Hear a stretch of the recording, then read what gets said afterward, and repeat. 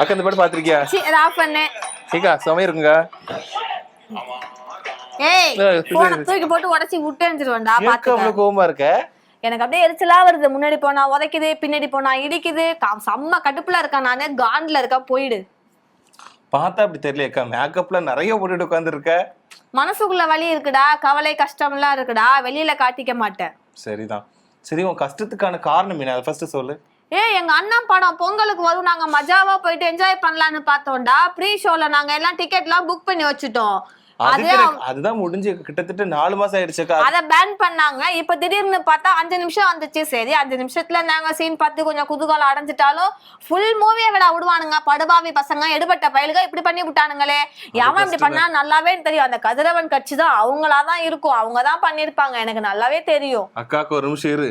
அதாவது அவங்க பண்ணாங்களா இவங்க பண்ணாங்களாங்கிறது யாருக்குமே தெரியாது, யாருமே குற்றம் சொல்ல முடியாது. அப்படிலாம் கிடையாது. நல்லா நான் அடிச்சு சொல்லுவேன். நான் கற்பூரம் அடிச்சு சத்தியம் பண்ணி கூட நான் சொல்லுவேன். என்ன தடிச்சு சத்தியம் பண்ணாலுமே யாரு பண்ணாங்கிறது தெரியாது. இப்ப 6 பேரை கைது பண்ணிருக்காங்கல்ல, அந்த 6 பேரும் கண்டிப்பா அந்த கதிரவன் கட்சி அவங்க பேச்சை கேட்டுட்டு அவங்க கட்சியை சேர்ந்த அந்த உறுப்பினர்களா கூட இருப்பாங்க. அவங்க பேச்சை கேட்டுட்டு தான் இவங்க வந்து இப்படி பண்ணாங்க. அக்கா ஒரு நிமிஷம் இரு. அந்த 6 பேருமே இப்ப வந்து அந்த கட்சிக்காரங்களா இந்த கட்சிக்காரங்களுங்க தெரியாது. முதல்ல இவங்க தான் படத்தை வந்து லீக் பண்ணாங்களா அப்படிங்கறதே தெரியாது. ஒருவேளை இவங்க வந்து படத்தை வந்து ஷேர் பண்ணவங்களா கூட இருக்கலாம். ஆனா லீக் பண்ணவங்களுக்கு எங்க அண்ணனுக்கு பிளஸ்ஸா தான் ஆகிருக்கு. ஏன்னா அந்த அரசியல் காலம் வந்து பயங்கர கொதிப்பா இருக்கு. அனல் பறக்குற மாதிரி தான் எல்லாம் பிரச்சாரம் பண்றாங்க. எங்க அண்ணோட பிரச்சாரத்தெல்லாம் நீ பாத்திருப்ப, எவ்வளவு மாசா மனுஷா சைக்கிள் ஓட்டுறாரு பண்றாரு இருக்குது. இப்போ இன்னொன்னு சொல்றாங்க தெரியுமா, அந்த படத்தை லீக் பண்ணதே உங்க அண்ணன் தான் சொல்றாங்க தெரியுமா? அப்படிலாம் இருக்காது. அது எப்படி ஹீரோவே பண்ண முடியுமா? ஒரு லாஜிக் வேண்டாமா? எத்திக்ஸ் வேண்டாமா? எத்திக்ஸ் வேண்டாம்தாக்கா. இப்போ வந்து ஒரு 5 பேர்கிட்ட தான் அந்த காப்பி இருக்கும். யார்கிட்ட எல்லாம் இருக்கும் சொல்ல? ஆமா, சென்சார்ட்ட இருக்கலாம், எடிட்டர்ஸ்ட்ட இருக்கலாம், ப்ரொடியூசர்ட்ட இருக்கலாம், இயக்குனர்ட்ட இருக்கும், இன்னொன்னு விஜய் கிட்ட இருக்கும். இந்த 5 பேரை தாண்டி யார் லீக் பண்ண முடியும்? இயக்குனரா இருக்கலாம். அவர் எப்படி லீக் பண்ணாரு? அவரை நம்பி எடுக்கிறாரு படத்தை, அவர் எப்படி லீக் பண்ண அவர் அந்த கதிரவன் கட்சியில பணம் வாங்கி இருப்பாரு. சரி, ப்ரொடியூசரா இருக்கலாம். சோ இதனாலதான் உங்களை வந்து ஒரு வார்த்தை சொல்லி அழைக்கிறாங்க. அந்த வார்த்தையை நான் சொல்லக்கூடாதுன்னு நினைச்சிட்டு அமைதியாவே இருக்கிறேன். நீ அங்க நீ காசு வாங்கிட்டு வந்துட்டியா? காசு வாங்கிட்டு வந்து பேசிட்டு இருக்கிறான். நான் காசு வாங்கிட்டு வந்துட்டேன். இப்போ நடைமுறைக்கு பேசுவோம். இப்போ என்னன்னா, நீ ஃபீல் பண்ற படம் வந்து ரிலீஸ் பண்ண விட மாட்டாங்க, லீக் பண்ணிட்டாங்கன்னு ஃபீல் பண்ணிட்டு இருக்கேன். சரி, இது வந்து விஜயோட கடைசி படம் தானே? ஆமா, இதுக்கப்புறம் அண்ணன் நடிக்க வர மாட்டாரு. நாங்க வந்து பிக் ஸ்கிரீன்ல பார்த்து அப்படியே சும்மா விசில் பறக்க ரூபா நோட்லாம் கிழிச்சு தார தப்பட்டெல்லாம் அடிச்சு தொங்க உள்ளான்னு பார்த்தோம். பார்த்தா இப்படி பண்ணிட்டாங்க. அதான் எனக்கு ரொம்ப கவலையா இருக்குடா. இரு ஒரு நிமிஷம். இந்த படத்துக்கான இன்னொரு புதுசா ஒரு அப்டேட் வந்திருக்கு தெரியுமா? அதை பாத்தியா? அது என்ன அப்டேட் வந்திருக்கு? இப்ப வரக்கூடிய 24ஆம் தேதி வந்து படத்தை ரிலீஸ் பண்றதுக்காக திட்டமிட்டு இருக்காங்களாம். வாவ், நான் பிக் ஸ்கிரீன்ல பார்க்க போறேன் எங்க அண்ணனை. 24ஆம் தேதி பார்க்க போறீங்களா? ஏன்னா இப்ப வந்து லீக் பண்ணிட்டாங்க, பிரச்சனை போய்கிட்டு இருக்கு. இது வந்து எல்லாருமே கொந்தளிச்சாங்க. இப்போ ஒட்டுமொத்த தமிழ் சினிமாவுமே கொந்தளிச்சாங்க. ஆமா கண்டிப்பா. ஏன்னா இது வந்து ஒரு உச்ச நடிகர், ஒரு டாப் ஸ்டார்னு சொல்லலாம். சூப்பர் ஸ்டாரை விட மேல வந்து எங்க அண்ணன், எங்க தளபதி. அவருக்கு அரசியலுக்கு வந்தது வந்து பிடிக்காம அவர் பிரச்சாரம் பண்ணும் போதும் முட்டுக்கட்டை நிறைய போட்டாங்க. அதெல்லாம் தாண்டி எங்க அண்ணன் வந்து என்னென்னமோ பண்றாரு. குரலை வித்த பண்ணாலும் அதை வந்து எவ்வளவு டீசெண்டா அவர் வந்து பண்ணிட்டு தான் இருக்கிறாரு. இந்த படத்தை வந்து தடை பண்ணணும் அப்படின்னு சொல்லி தடை பண்ணாங்க. இப்ப இந்த படத்தை வெளியிட்டா விஜய்க்கு வந்து செமையான ஆப்பு கிடைக்கும்னு சொல்லி எங்க அண்ணனை வந்து இது பண்றாங்க. இன்னொரு பக்கம் என்னன்னா, எங்க அண்ணிய தூண்டி விட்டு டிவோர்ஸ் வாங்க வச்சுட்டானுங்க ஒரு பக்கம். அதுவே வந்து இந்த உலகத்துல, அதாவது நம்ம தமிழ்நாட்டுல வந்து யாருமே வந்து சுயமா சிந்திக்க மாட்டாங்க. ஒருத்தர் மேல இருந்து சொல்லதாங்க எல்லாருமே பண்ணுவாங்க. அந்த மாதிரி மைண்ட் செட் நீங்க இருக்கீங்க. ஆமா, காசு வாங்கிட்டு யாருனாலும் பண்ணுவாங்க தானே. இப்ப உங்ககிட்ட வந்து 200 ரூபாய் கொடுத்தா நீங்க உட்காந்து சப்போர்ட் பண்ணி பேசுவதானே? 200 ரூபாய்க்கு யாராவது சப்போர்ட் பண்ணுவாங்களாக்கா? நீ பண்ணுவடா, அந்த கட்சியை சார்ந்தவங்க பண்ணுவாங்கடா. சரிதான். சரி, இப்ப மேட்டருக்கு வருவோம். என்னன்னா, அந்த படத்தை வந்து 24ஆம் தேதி வந்து ரிலீஸ் பண்றதுக்கு திட்டமிட்டு இருக்காங்களாம். இதுக்கான ஆலோசனை வந்து நடத்திட்டு இருக்காங்களா. சோ இது வந்து ஒரு குட் நியூஸ் தான். ஒருவேளை வந்துச்சுன்னா கண்டிப்பா என்ஜாய் பண்ணலாம். இப்ப லீக் பண்ணிட்டாங்க. சோ இது வந்து அவங்களுக்கு வருத்தம் தான். இப்போ சரி, இப்ப விஜய் அண்ணா தான் நீ ரிலீஸ் பண்றாருன்னு எந்த ஆதாரத்தை வச்சு நீ சொல்ற? ஒரு ஹீரோ வந்து ஒரு பணம் பண்ணுவாங்களா படத்தை? எஸ். இப்ப எல்லாருக்கும் இருக்க டவுட் என்ன தெரியுமா? விஜய் வந்து லீக் பண்ணிருப்பாரா அப்படின்றது டவுட் தான். இப்ப யார் லீக் பண்ணாங்கிறது யாருக்குமே தெரியாது. விஜய் லீக் பண்ணிருப்பாருங்கிறதுக்கு ஒரு சில பேர் வந்து ஒரு சில உதாரணங்களை சொல்றாங்க. என்ன மாதிரியான உதாரணம்? விஜய் வந்து அட்டென்ஷன் கிடைக்கணும், இது மூலமா வாக்குகளை சம்பாதிக்கிறதுக்காக படத்தை ரிலீஸ் பண்றாரு அப்படின்ற ஒரு குற்றச்சாட்டை முன்வைக்கிறாங்க. அது தெரியுமா? இப்படி எல்லாம் கண்டிப்பா இருக்க வாய்ப்பு இல்ல. படம்ன்றது வேற, அரசியல்ன்றது வேற. நீங்க அது ரெண்டையும் மிக்ஸ் பண்றீங்க. மூவின்றது அவர் நடிக்கிறாரு, காசு வாங்கிட்டு போறாரு. அரசியல்ன்றது மக்கள் நல்லது செய்யறதுக்காக வர்றாரு. நீங்களே தான் கொள்ளடிக்கணும், நீங்களே தான் ஆண்டுட்டு இருக்கணும், நீங்களே தான் எல்லாம் பண்ணணும். புதுசா யாரும் வந்துடக்கூடாதுல உங்களுக்கு எல்லாம். அதுல இருந்து நீங்களே சொல்லாத. நான் வந்து எந்த கட்சியும் கிடையாது. நான் நார்மலா பேச வந்திருக்கேன் அவ்வளவுதான். சரி, நீங்க நார்மலா பேச வந்திருக்கீங்க. பொதுவா நான் சொல்றேன், அவங்களேதான் வந்து நாட்டை கொள்ளடிக்கணும், அவங்களேதான் வந்து எல்லாம் பண்ணணும். இப்ப எங்க அண்ணன் வந்து வந்துடக்கூடாது, அதுக்காக எவ்வளவோ சதி பண்ணாங்க. பாவம் அந்த 3 ஷா ஃப்ரெண்டு தான் எங்க அண்ணனும் அவங்களும், அவங்க 2 பேரையும் சேர்த்து வச்சு அசிங்கமா பேசுனாங்க. அதெல்லாம் கூட நாங்க வந்து அக்கா அது 3 ஷாவும் இல்ல, நீ 4 ஷாவும் இல்ல, அது வந்து த்ரிஷாங்கிறது எல்லாத்துக்குமே தெரியும். அவங்களோட நட்பா கூட இருக்கலாம். விமர்சனங்கள் நிறைய வந்துடுச்சு, ஆனா அதுக்கான பதில வந்து விஜய் கொடுத்திருக்கணும், அது கொடுக்கல. சோ அதை தவிர்த்து இப்ப படத்துக்கு ஏன்னா எங்க அண்ணன் கண்டுக்கலடா இவங்களெல்லாம், யாரா இவனுங்களா, இவங்களுக்கு எல்லாம் பதில் சொல்லணுமா, அடச்சி ஜுஜுபீஸ் அப்படின்ற மாதிரி எங்க அண்ணன் கண்டுக்கலடா. நீங்க தாண்டா போய் வம்புழுக்குறீங்க, மீடியாக்காரங்க எல்லாம் போயிட்டு எங்க அண்ணன் காலில் உழுவுறீங்க. சரி, ஓகே, உங்க அண்ணனுக்கு நீங்க நிறையவே முட்டு கொடுங்க, அது பிரச்சனை கிடையாது. ஏன்னா உங்க அண்ணனுக்கு நீங்க தான் கொடுத்தாகணும், வேற ஆப்ஷனும் கிடையாது. சரி, இப்போ 24ஆம் தேதி படம் ரிலீஸ் ஆக போகுது, ஆனால் அதிகாரப்பூர்வமா வரல. பட் அதுக்கான பேச்சுவார்த்தைகளை வந்து ஈடுபட போவதா தகவல் வந்திருக்கு. சோ இதனால வந்து விஜய் ரசிகர்கள் ஹாப்பியா இருக்காங்க. சரி, எலெக்ஷன் முடிஞ்சு மறுநாளே திருவிழா தானா, தேர்தல் திருவிழா முடிஞ்சோடனே ஜனநாயகன் திருவிழா தான், போடு மாசு தான். இதுல இன்னொரு விஷயம், ஒரு அப்டேட் வந்து புதுசா வந்திருக்கு. ஏன்னா இது ஒரு விஷயம் வந்துட்டு இருக்கு, அது எந்த அளவுக்கு உண்மைன்னு தெரியல.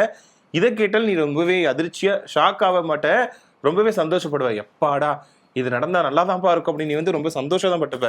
அப்படியா? நான் சந்தோஷப்படுற அளவுக்கு நடக்கணும் அப்படின்னா கேட்கவே எனக்கு இன்ட்ரெஸ்டா இருக்குது. அதாவது நீ நகை வேணும் பணம் எல்லாம் கண்டா அது நடக்காது. நான் அப்படி நினைக்கல. நான் அதனால 10 கோடி பணம் தான் வருமாக்கும்னு ஆசைப்பட்டேன். எங்கயாவது புதையல் இருக்கும், அந்த புதையல்ல இருந்து எடுத்துக்கணும் சொல்லுவியோன்னு தான் நினைச்சேன். ரொம்ப பெருசாலாம் ஆசைப்படல. சும்மா ஒரு 10 கோடி, சும்மா ஒரு 10 கோடி பணம், அங்கங்க ஒரு 50 லட்சம் வைர நகை, ஒரு 50 லட்சம் தங்க நகை, அது போதும். நான் ஒன்னும் பெருசாலாம் ஆசைப்பட மாட்டேன். எனக்கு அந்த மாதிரி ஆசைப்படணும்னு அவசியம் எல்லாம் கிடையாது. ஓகே, அவ்வளவு போதும்ல, அது போதும். இப்போதைக்கு அது போதும். நாளை பின்ன யாருக்காவது கல்யாணம் காட்சின்னா அப்புறம் மறுபடியும் ஆசைப்பட்டுக்கலாம். ஆசைதானே பட போறோம், ஆசைப்படுறத பெருசா ஆசைப்பட்டுக்கலாம்ல. சரிக்கா, தடிக்கு விழுந்தா மண்ணு மட்டும் தாங்க கிடைக்கும், வேற எதுவும் கிடைக்காதுக்கா. அப்ப என்னதான் நீ சொல்ல வர்ற? சந்தோஷப்படுவன்ற சந்தோஷம் இரு. சரி, உங்க அண்ணனை ஸ்கிரீன்ல பார்த்தா அப்படின்னு நினைப்பேன். ஐயோ, ஸ்கிரீன்ல பாக்கும்போது சுடுகாட்டுல இருந்து எஞ்சி வந்த மாதிரி இருக்கும். யாரு நீ? சுடுகாட்டுல இருந்து இருந்துச்சு. ஆமா, அந்த டைலாக் ஏன் ஒரு பொண்ணு சொன்னுச்சு, அதை பார்த்து காப்பி அடிச்சு, அது என்ன நினைச்சு சொன்னுச்சுன்னு கூட எனக்கு தெரியல. அதுக்கான மீனிங்கே மாறுதுக்கா. Oh my God. சரி, என்ன சொல்லலாம், அவங்கள பாக்கும்போது ஹாப்பியா வந்து என்ஜாய் பண்ண மாஸ் காட்டுவார் அப்படின்னு மிரளவங்க இல்ல. இப்ப என்ன தெரியுமா, இந்த படம் லீக் ஆச்சுல, இதனால யார் யாருக்கெல்லாம் நஷ்டம் வந்துச்சு சொல்ல. கண்டிப்பா எங்க அண்ணனுக்கு தான் நஷ்டம். அவர் வந்து உழைப்ப போட்டிருக்காரு, அவர் ஃபுல்லாவே அந்த இதுக்கு அவ்வளவு ஸ்பெண்ட் பண்ணிருக்காரு. எங்க அண்ணனுக்கு தான் நஷ்டமே கிடையாது. உங்க அண்ணன் வந்து சம்பளத்தை வாங்கிட்டு நடிச்சு கொடுத்துட்டாரு. நடிச்சாலும் அது ப்ரொடியூசருக்கு தான் லாஸ். ப்ரொடியூசருக்கு, அவரை நம்பி படம் போட்டவங்களுக்கு தான் லாஸ்.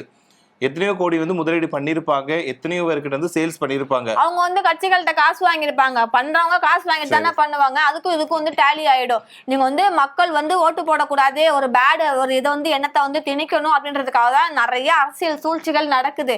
நீங்க கரூர் விஷயத்தையே எடுத்துக்கோங்களேன். பாவம் எங்க அண்ணன், அவர் பாட்டுக்கு எங்கேயோ நின்று பிரச்சாரம் பண்ணிட்டு இருந்தாரு, பேசிட்டு இருந்தாரு. ஆனால் பறக்க அவரை மாதிரி பேச முடியுமா யாராலையும்? ஆனா அதுக்கு முட்டுக்கட்டை போடணும், தேவையே இல்லாம அந்த அதெல்லாம் இல்ல. அதெல்லாம் கையில பேப்பர் வச்சிருந்தாரு, ஸ்கிரிப்டா இருந்தாலும் பேசுறாருல. அந்த மாதிரி மாஸ் யாருக்கு வரும்? அவ்வளவு கூட்டம் வருதுல்ல, யாருக்கான கூட்டம் வருது? அது மாதிரி யாரு பின்னாடி ஓடி வர்றாங்க சொல்லுங்க? உயிரே போனாலும் பரவாயில்ல, புள்ளையே செத்து போனாலும் பரவாயில்லன்னு யாரு வருவா சொல்லுங்க? எங்க அண்ணனுக்கு வர்றாங்கல்ல, புருஷனே வேண்டாம் எங்க அண்ணன் போதுன்னு வர்றாங்கல்ல, யாரு வருவா சொல்லுங்க?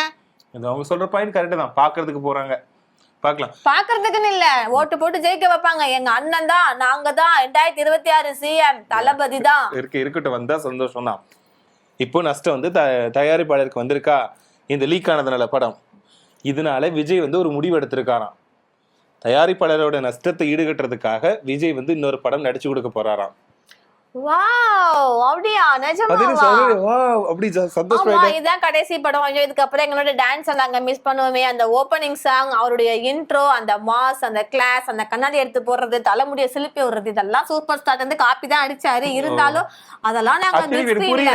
இவங்க வந்து விஜய்க்கு சப்போர்ட் பண்ணி பேசுறாங்களா இல்லட்டா கலாச்சி பேசுறாங்களா அப்படிங்கிறது தெரியல. ஃபர்ஸ்ட் இனிஷியலா அவர்ட்ட தான் வந்துச்சு. இருந்தாலும் அவரை விட இவர் தானே மாசா பண்ணாரு. கிளாஸ் யாருன்னா எங்க அண்ணன் தான், வேற யாருமே கிடையாது.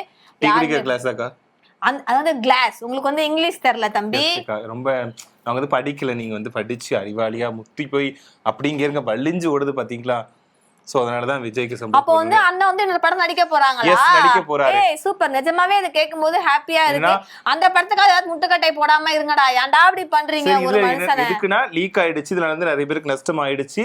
அதனால இன்னொரு படத்தை நடிச்சு கொடுக்கறதுக்காக, அந்த ஒரு தயாரிப்பாளருக்காக நடிச்சு கொடுக்கறதுக்காக முடிவெடுத்திருக்காரா விஜய். இதாண்டா தளபதி மனசு பாத்தியா, அவ்வளவு பேருக்கு நஷ்டம் ஆயிடுச்சு அப்படின்னு ஃப்ரீயா நடிச்சு கொடுக்க வர்றாரு. இது மாதிரி யாரு செய்வா? ரசிகர்களுக்காக வர்றாரு, தயாரிப்பாளர்களுக்காக வர்றாரு, தமிழ்நாட்டுக்காக வர்றாரு. ஆனா இது யாருமே புரிஞ்சுக்க மாட்டேங்கிறீங்க. அவர் என்னென்னமோ வசைப்பாடுறீங்க, என்னென்னமோ பேசுறீங்க. அதெல்லாம் கேட்கும் போதுதான் மனசுக்கு ரொம்ப வலிக்குதுடா தம்பி. இதுல வந்து யார் இந்த படத்தை டைரக்ட் பண்ண போறாங்கன்னா அட்லி இல்லட்டா நெல்சன் இல்லட்டா வந்து லோகேஷ் கனகராஜ். இல்ல அட்லி சார் வேண்டாம், அவர் கொஞ்சம் வேண்டாமா? இவங்க 3 பேர்ல யாரோ ஒருத்தர் வந்து டைரக்ட் பண்ண போறதா தகவல் வந்து வந்துட்டு இருக்கு. நீங்க சொல்லுவீங்களா உலா வருதுன்ட்டு, அந்த மாதிரி உலா வந்து இருக்கு. அது என்ன நடக்க போகுது பொறுத்து தான் பார்க்கணும். இப்ப நீங்க சொன்னீங்கல்ல எங்க தளபதி வந்து மத்தவங்களோட கஷ்டத்தை பார்த்து நடிக்க வராருன்னு சொன்னீங்கல்ல, இப்போ ஒரு சில பேர் வந்து ஒரு விஷயங்களை வந்து பேசுறாங்க. என்ன தெரியுமா?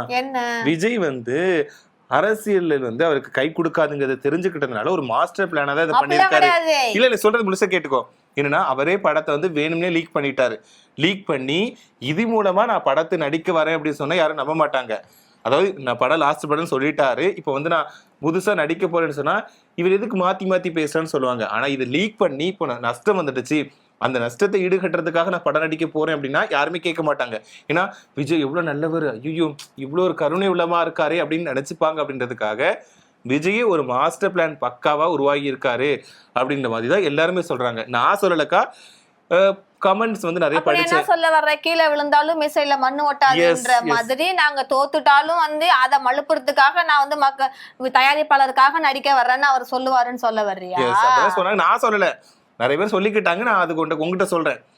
ஓ அப்படியா விஷயம்? நான் கூட என்னென்னமோ நினைச்சேனேடா அண்ணனை பத்தி. அண்ணன் வருவாரு, அண்ணன் படம் வரும், மாசா என்ஜாய் பண்ணலாம், அண்ணன் சிஎம் ஆவாரு, மக்களுக்கு நல்லது பண்ணுவாரு அப்படிலாம் நினைச்சேனேப்பா. அதெல்லாம் தப்பா? இப்ப தெரியலக்கா, அப்படி சொல்லிக்கிறாங்க. பட் எந்த அளவுக்கு உண்மையா இருக்கு தெரியல. இப்போ உனக்கு என்ன, ஒரு விஜய் அவர் நடிக்கணுங்கிறியா நடிக்க கூடாதுன்றியா? இல்ல எனக்கு எதுவும் கிடையாது, அவருடைய படம் வந்தா போதும். பொங்கலோ தீபாவளியோ அண்ணனோட படம் வந்தா போதும். போனோமா, அவர் டான்ஸை பார்த்தோமா, அவருடைய மூவியை பார்த்தோமா, என்ஜாய் பண்ணோமா, ரசிச்சோமா, சிரிச்சோமா, வீட்டுக்கு வந்தோமான்னு இருக்கலாம். அதைத்தான் நாங்க வந்து மிஸ் பண்றோமே தவிர. ஆனா எங்க அண்ணன் சிஎம் ஆகி நடிப்பாருன்னு நீங்க சொல்றீங்க, அதுவே வந்து போதும். ஏன்னா எந்த சிஎம்மும் வந்து மேக்சிமம் சிஎம் ஆயிட்டா அதுக்கப்புறம் அரசியல்ல தான் வந்து ஃபுல்லா கவனம் செலுத்துவாங்க. ஆனா அண்ணன் வந்து தமிழ்நாட்டு மக்களையும் பார்த்துக்கிட்டு சினிமாவையும் பார்த்துக்க போறாரு. 2 in 1, 2 ஜாப் எல்லாமே. ஆந்திரா துணை முதலமைச்சர் பவன் கல்யாண் சார் அவர் நடிக்கிறாருல. என்ன அது வந்து ஸ்டேட் டு ஸ்டேட் நம்ம போக கூடாது. அவரை காப்பி அடிக்கலாமோன்னு தோணுது விஜய் ஒருவேளை.